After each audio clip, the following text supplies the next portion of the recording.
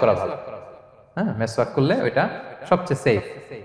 তবে যদি আপনি টুথপেস্ট দিয়ে ব্রাশ করেন আপনার রোজা ভাঙবে না ইনশাআল্লাহ। কেউ কেউ মাকরু বলেছেন, কিন্তু আপনার রোজা ভাঙবে না।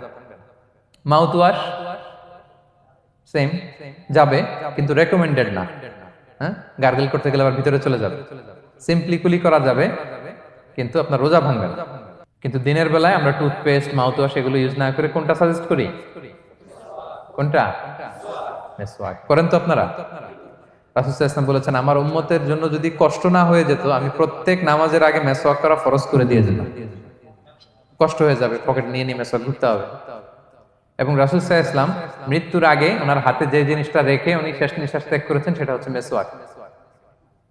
উনি অত্যন্ত অসুস্থ, প্রচন্ড জ্বরে কাতরাচ্ছেন।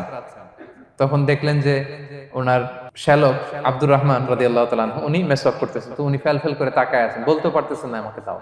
আম্মা জান আয়েশা বুঝতে পারলেন যে রাসূল মনে হয় চাচ্ছেন, তো উনি এটা নিয়ে এসে নিজে চাবালেন। রাসূল সাল্লাল্লাহু আলাইহি ওয়াসাল্লাম চাবায় যে নরম করবেন এই শক্তিটাও গায়ে নাই। আম্মা জান নিজে চাবিয়ে রাসূল সাল্লাল্লাহু আলাইহি ওয়াসাল্লামের হাতে দিলেন, রাসূল সাল্লাল্লাহু আলাইহি ওয়াসাল্লাম মেসওয়াক করলেন। এই মেসওয়াক করার কিছুক্ষণ পরে তিনি ইন্তেকাল করলেন।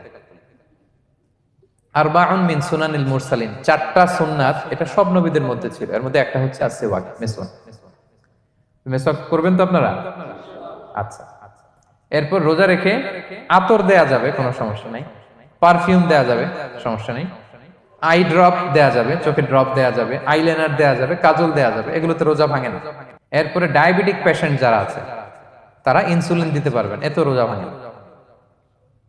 এটা আমাদের লাগে না, আমাদের অনেক মুরব্বীদের দিতে হয়, আমাদের আব্বা আম্মাদের। তো এটা আপনারা জেনে গেলেন, ইনসুলিন দিলেও রোজা ভাঙে না। এরপরে 10 নম্বর খুব মজার একটা পয়েন্ট, খাবারের যদি লবণ চেক করা হয় এতে রোজা ভাঙে না।